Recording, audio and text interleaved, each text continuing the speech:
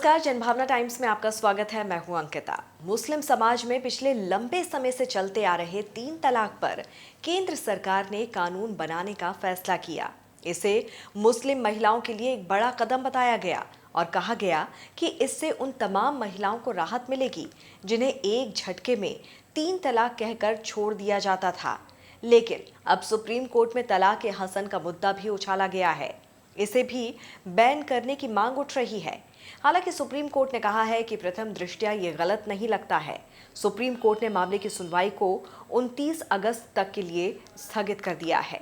अब इस मुद्दे के सामने आने के बाद सभी के मन में ये सवाल है कि जब 3 तलाक को लेकर सख्त कानून बना दिया गया है तो आखिर ये तलाक ए हसन क्या है और ये 3 तलाक से कितना अलग है। आइए हम इसके बारे में आपको बताते हैं।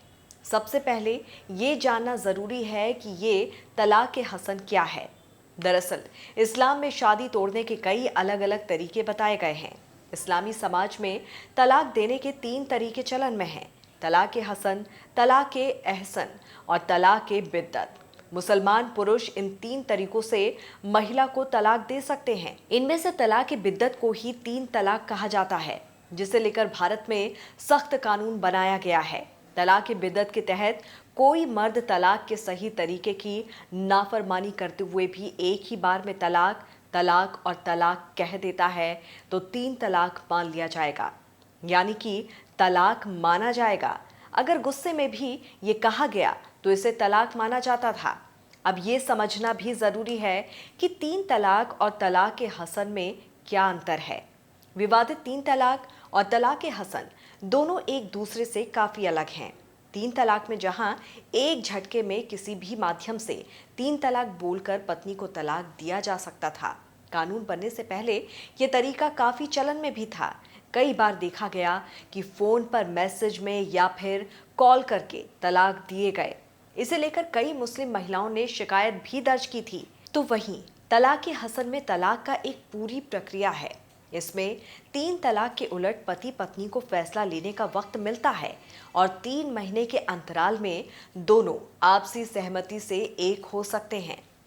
तलाक ए हसन के तहत तलाक की पूरी प्रक्रिया में 3 महीने लगते हैं, यानी कि 3 महीने में 3 बार तलाक बोलकर शादी को खत्म किया जा सकता है।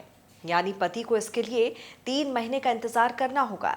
इन 3 महीनों में पति और पत्नी के बीच सुलह भी हो सकती है, लेकिन अगर तीसरे महीने तक भी विवाद बरकरार रहता है तो तीसरी और आखिरी बार तलाक बोलते हुए शादी को तोड़ दिया जाता है और इसके बाद तलाक पूरा माना जाएगा। यानी कि तलाक ए हसन के 3 चरण हैं। तलाक ए हसन का पहला चरण है तलाक ए रजई। इसके तहत अगर कोई पति अपनी पत्नी से अलग होना चाहता है तो उसे पहला तलाक देना होगा।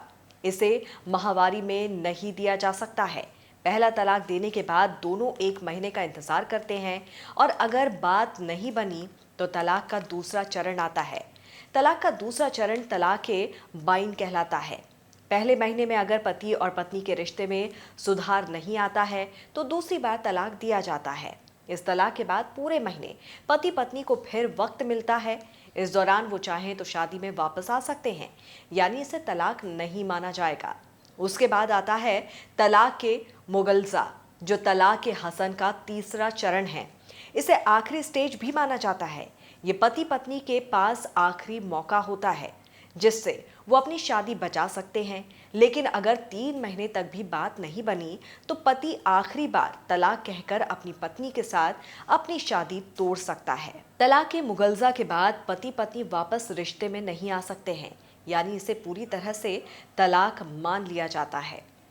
दरअसल सुप्रीम कोर्ट में तलाक ए हसन के खिलाफ याचिका दायर की गई थी। गाजियाबाद की रहने वाली एक महिला ने याचिका दायर करते हुए तर्क दिया था कि तलाक ए हसन महिलाओं की गरिमा के खिलाफ है। ये भेदभावपूर्ण है क्योंकि इसका इस्तेमाल सिर्फ पुरुष ही कर सकते हैं, इसीलिए इस पर बैन लगाया जाना चाहिए। इस पर सुनवाई करते हुए सुप्रीम कोर्ट ने अहम टिप्पणी की।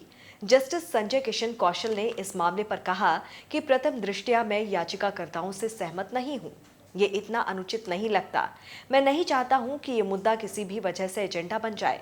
इस पर अब अगली सुनवाई 29 अगस्त को ही हो सकती है। देश और दुनिया की तमाम खबरों को विस्तार से जानने के लिए आप हमारी वेबसाइट www.thejbt.com को लॉगिन कर सकते हैं। जुड़े रहिए जनभावना टाइम्स के साथ।